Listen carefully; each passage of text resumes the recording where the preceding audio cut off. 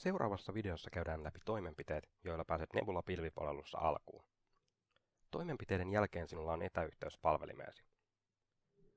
Palvelun käyttö aloitetaan SSH-avainparin luomisella. SSH-avainparin avulla parannetaan palvelun tietoturvaa, sillä ainoastaan yksityisen avainparin haltijalla on mahdollisuus hallita palvelimia. Siirry Compute-pudotusvalikkoon ja valitse vaihtoehto Access and Security. Avaa välilehti Key Pairs ja klikkaa Create Key Pair. Syötä aukeavan ikkunan SSH-avainparille nimi ja klikkaa sen jälkeen Create Key Pair. Omaa yksityistä SSH-avainparia ei tallenneta Nebula-pilvipalveluun, vaan se tulee ladata paikallisesti omalle tietokoneelle. Tallenna SSH-avain turvalliseen paikkaan ja ota siitä varmuuskopio. Tarvitset avainparia myöhemmin, kun otat yhteyttä palvelimeen. Seuraavaksi määritetään palvelun halutut turvaryhmät. Turvaryhmän avulla avaamme turvallisesti pääsyn palvelimelle haluttua protokollaa ja yhteydenotto-osoitetta käyttäen. Lisätään seuraavaksi palveluun SSH-yhteyden salliva turvaryhmä. Siirry Compute-pudotusvalikkoon ja valitse vaihtoehto Access and Security. Siirry välilehdelle Security Groups ja aloita turvaryhmän luominen klikkaamalla Create Security Group. Anna turvaryhmälle sen käyttötarkoitusta kuvaava nimi sekä lyhyt kuvaus. Klikkaa tämän jälkeen Create Security Group. Avaa turvaryhmä klikkaamalla Manage Rules, jonka jälkeen näet listattuna turvaryhmän säännöt. Aloita sääntöjen lisääminen turvaryhmään klikkaamalla Add Rule. Rule-pudotusvalikosta löytyy useita valmiiksi esitäytettyjä sääntöjä, josta löytyy myös käyttötarkoituksemme sopiva SSH. Tämän jälkeen Remote-kenttään valitaan tapa, jolla sallitut yhteydenotot rajataan. CIDR-vaihtoehto pyytää sinua määrittämään verkkoblogin, josta yhteydenotot sallitaan. Turvallisin vaihtoehto on kirjata alimpaan kenttään työasemasi IP-osoite tai esimerkiksi toimistosi verkko-osoite.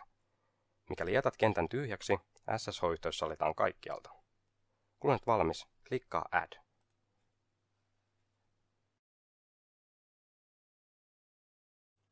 Kun SSH-avainpari ja turvaryhmä ovat luotu, voit aloittaa palvelimen luomisen. Klikkaa välilehteä Compute ja valitse pudotusvalikosta Instances.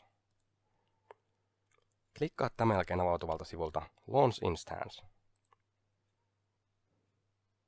Valitse ensimmäisestä pudotusvalikosta palvelimesi saatavuusalue ja muista valintasi. Tulet tarvitsemaan tätä tietoa myöhemmin. Kirjoita tämän jälkeen palvelimellesi kuvaava nimi. Valitse Flavor pudotusvalikosta palvelimesi kokoonpano, eli kuinka paljon resursseja palvelimellesi varataan käyttöön. Valinnan jälkeen näet varatut resurssit oikean reunan Flavor Details-laatikosta. Valitse käynnistyslokaatioksi Image, eli levykuva, ja valitse tämän jälkeen haluttu levykuva. Tässä esimerkissä käytämme CentOS 6 käyttöjärjestelmän sisältämää levykuvaa. Siirry seuraavaksi välilehdelle Access and Security ja varmista, että ensimmäisessä pudotusvalikossa lukee luomasi SSH-avainparin nimi. Muista valita aikaisemmin luotu turvaryhmä palvelimelle asettamalla valinta sen edessä olevaan ruutuun. Siirry seuraavaksi välilehdelle Networking. Liitä palvelin sen saatavuusalueen verkkoon, johon loit palvelimesi. Voit tarkistaa palvelimesi saatavuusalueen välilehdeltä Details pudotusvalikosta Availability Zone. Kun olet valmis, klikkaa Launch.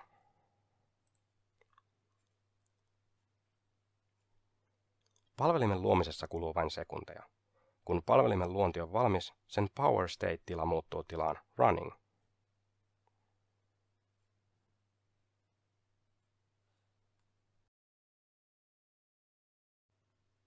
Viimeisenä toimenpiteenä hallintapaneelissa palvelimelle tulee lisätä julkinen IP-osoite.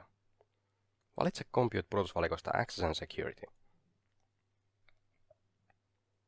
Siirry välilehdelle Floating IPs ja klikkaa aukeavalta sivulta Allocate IP to Project. Valitse Pool-pudotusvalikosta sama saatavuusalue, johon loit palvelimesi, ja klikkaa Allocate IP. Kun allokoitu IP-osoite ilmestyy ruudun listaukseen, liitä se palvelimeesi klikkaamalla Associate. Valitse alemmasta pudotusvalikosta palvelimesi portti ja klikkaa Associate.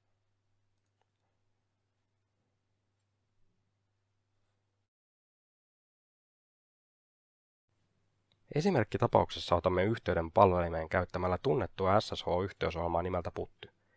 Koska Nebula-pilvi tallentaa SSH-avainparin käyttämällä tiedostotyyppiä, jota PuTTY ei tue, tiedostotyyppi on muutettava. Tiedostotyyppi muutetaan PuTTYken sovelluksen avulla. Avaa PuTTYken sovellus ja klikkaa sovelluksesta painiketta Load. Valitse tämän jälkeen Nebula-pilvestä lataamasi SSH-avain. Kun etsit tiedostoa, varmista, että sinulla on aktivoituna kaikkien tiedostotyyppien etsintä, jotta avain näkyy hakemistossasi.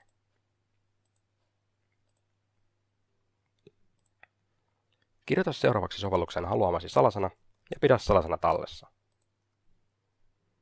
Klikkaa lopuksi Save Private Key. Anna seuraavaksi salausavaimelle nimi ja tallenna se turvalliseen paikkaan. Nyt voit luoda SSH-yhteyden palvelimeesi PuTTY-yhteysohjelman avulla. Avaa PuTTY ja avaa Connection-valikon alta löytyvä SSH-valikko ja valitse alavalikko Out. Lisää hakemistossasi PuTTYken sovelluksella luotu salausavain klikkaamalla Browse. Siirry tämän jälkeen sivulle Session.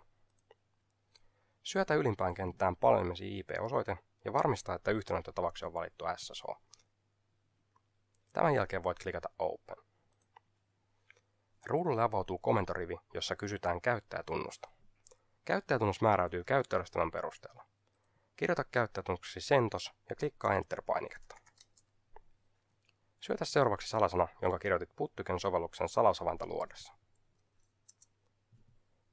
Olet nyt onnistuneesti ottanut palvelimesi SSH-yhteyden.